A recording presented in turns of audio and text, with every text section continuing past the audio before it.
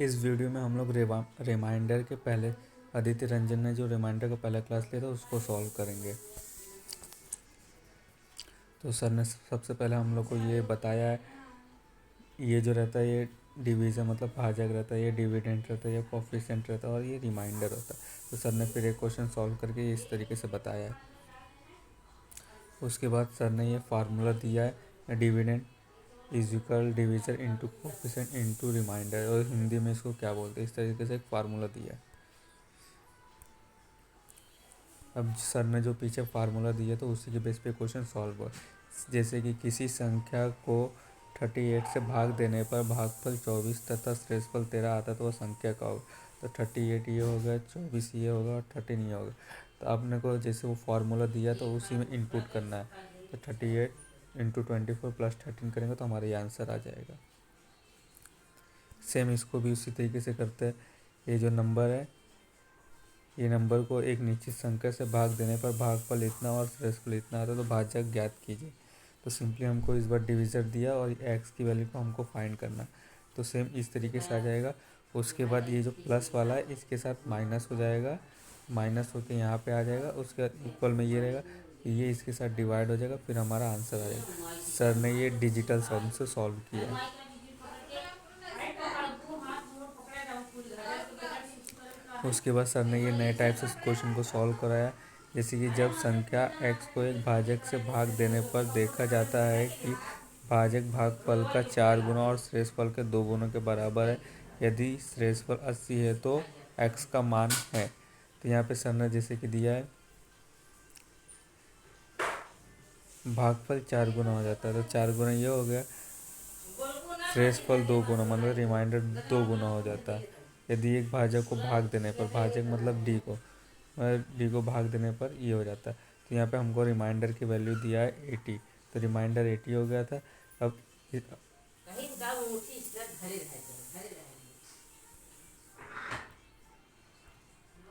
अब normally reminder अपने को दिया, अभी अपने को ये सब बताना, तो यहाँ पे ये सब इक्वल दिया।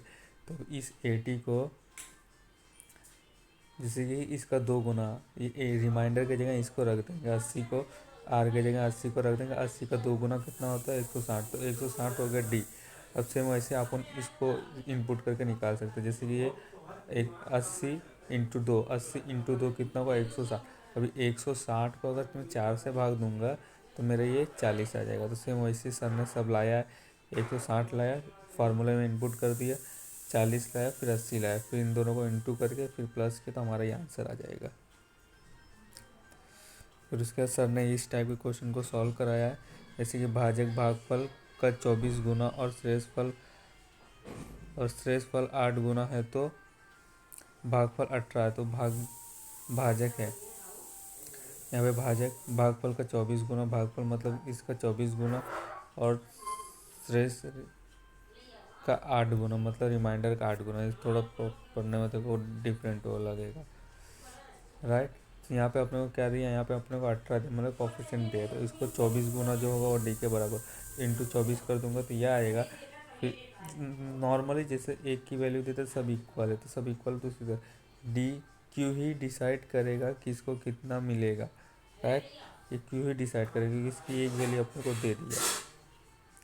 तो यहाँ पे अपन फार्मूला इनपुट कर देंगे, दोनों को इंटू करके प्लस कर देंगे तो हमारा आंसर आ जाएगा।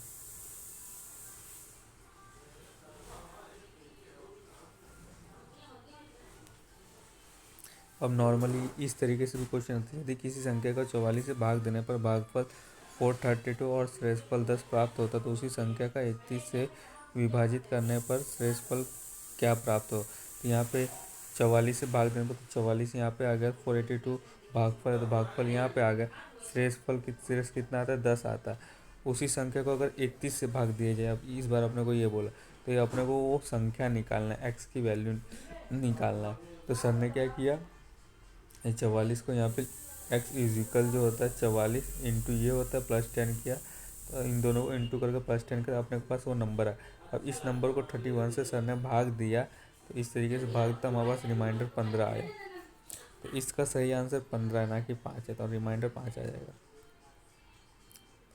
उसके बाद सर ने इसमें एक नया कॉन्सेप्ट सिखाया था, जैसे कि कोई एक संख्या हो गया, जैसे 17 होगा, 17 को 5 से भाग देंगे, रिमाइंडर 2 आ रहा है। तो अगर 17 के 2 गुने को भी आप 5 से भाग देंगे तो रिमाइंडर का भी 2 गुना हो जाएगा, 4 हो जाएगा। तो सर ने यहाँ पे एक एक को सॉल्व करके दिया, 17 को 5 से भाग देते रिमाइंडर, लेकिन 34 को भी, लेकिन 34 को भी अगर 5 इसके 2 गुने को भी अगर 5 से भाग देते रिमाइंडर भी 2 गुना होगा। सर ने यही बताया है यहाँ पर।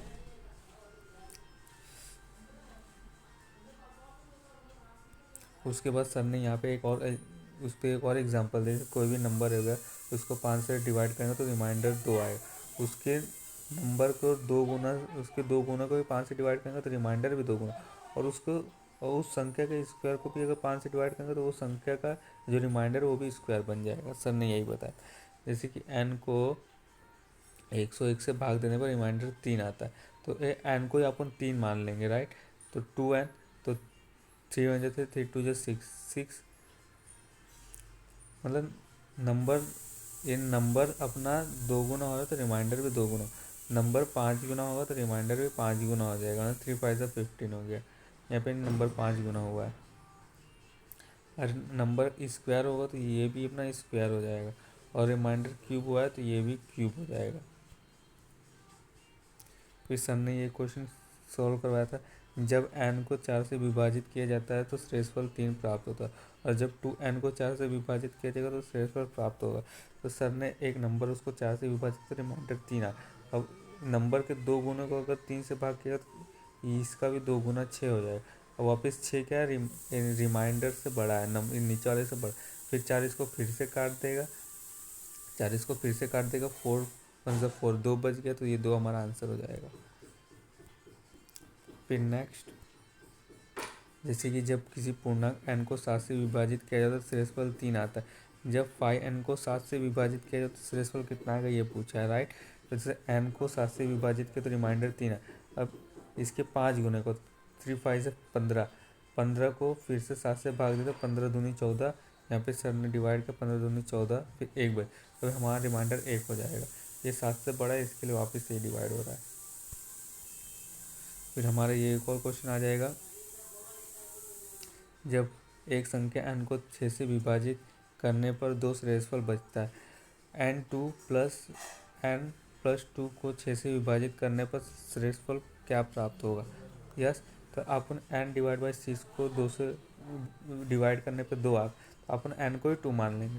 तो सेम अपन उसी फॉर्मूले में इनपुट कर देंगे, जैसे 2 का स्क्वायर कितना होगा, 2 का स्क्वायर 4, फिर 2 का 4 प्लस 2 6, 4 5 6, 6 प्लस 2 8 हो गए। तो सर ने 8 लिख लिया डायरेक्ट, और उसके बाद 8 को 6 से डिवाइड करेंगे, 6 2 एक बार में काट देगा और 2 बचेगा, तो हमारा रिमाइंडर 2 आ गया, आंसर 2 आ गया। ये सर ने डिवाइड किया इसको। उसके बाद हमारा ये, जब पूर्णांक n को 8 से विभाजित किया जाता है तो शेषफल 3 आता है। शेषफल क्या होगा जब 6n माइनस 1 को 8 से विभाजित किया जाए तो सर ने n को 8 से विभाजित कर दिया तो रिमाइंडर 3 है। अभी अपन n को ही 3 मान लेंगे, 3 का 6 गुना, 3 6 18, 18, 18 में से 1 को काट दूंगा तो कितना बचेगा, 17, 17 को जब 8 से डिवाइड करूँगा तो 8 दूनी 16, 1 बचेगा, तो 1 हमारा आंसर हो गया। ये सर ने लिखा और ये आंसर। अब यदि एक घनात्मक पूर्णांक n को 7 से विभाजित किया जाता है तो शेषफल 2 है।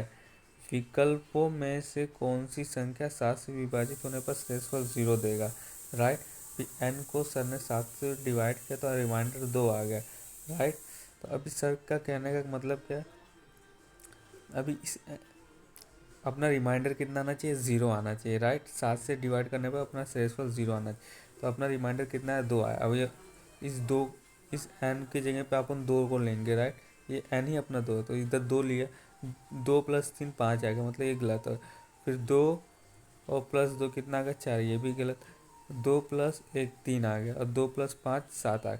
अपना रिमाइंडर 7 आना चाहिए, मतलब यहाँ दिया है ना शेषफल 0 देता है, तो यहाँ पे अगर n को मैं 2 लेता हूँ, 5 से 5 जोड़ दे तो 7 आएगा, और 7 7 को भाग कर देगा तो अपना रिमाइंडर 0 है, तो ये हमारा आंसर हो गया।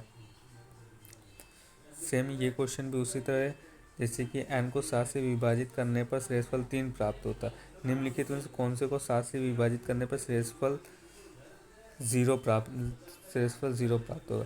तो यहाँ पे श्रेष्ठफल कितना प्राप्त होता है, 3 प्राप्त होता है। तो अपने को n को 3 मान लेना है। अब यहाँ पे मैं 3 रख दिया, 3 + 4 कितना होगा, 7 होगा, और 7 को 7 से डिवाइड करने पे कितना, 0 ही आएगा।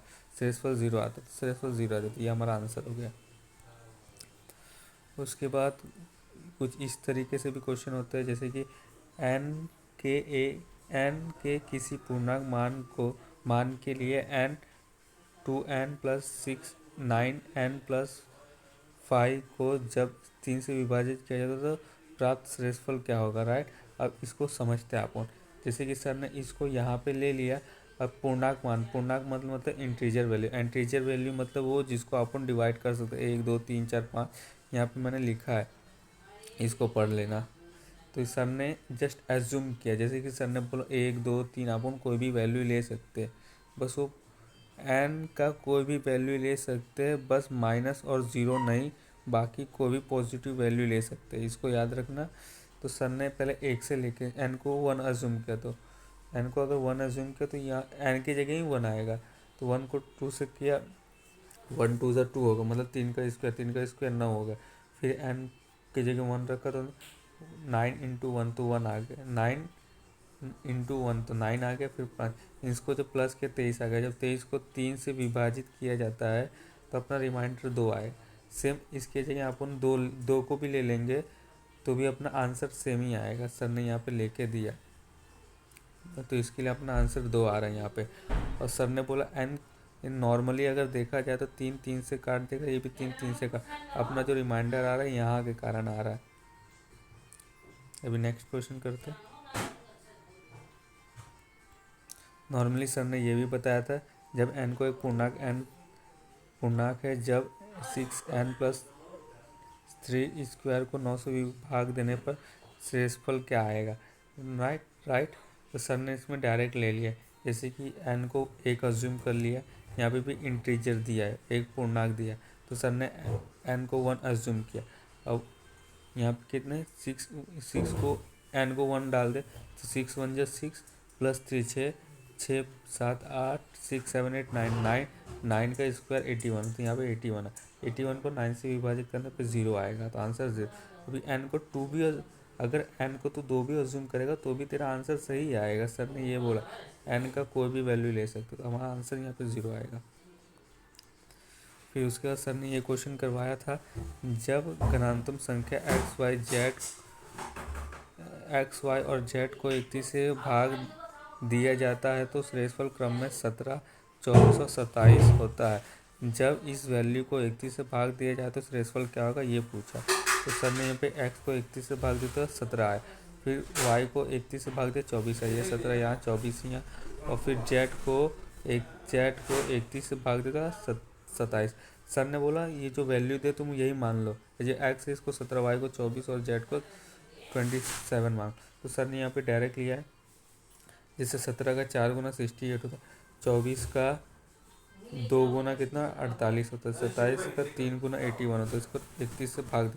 सबसे पहले सर ने इसको कैलकुलेट करेगा तो 101 आएगा, 101 तो 31 से भाग देगा, यहाँ पे सर ने भाग दिया तो रिमाइंडर 8 आएगा, तो 8 आंसर आ गया। और उसके बाद सर ने इस क्वेश्चन को होमवर्क में दिया था, और ये लेक्चर 1 यहीं तक था।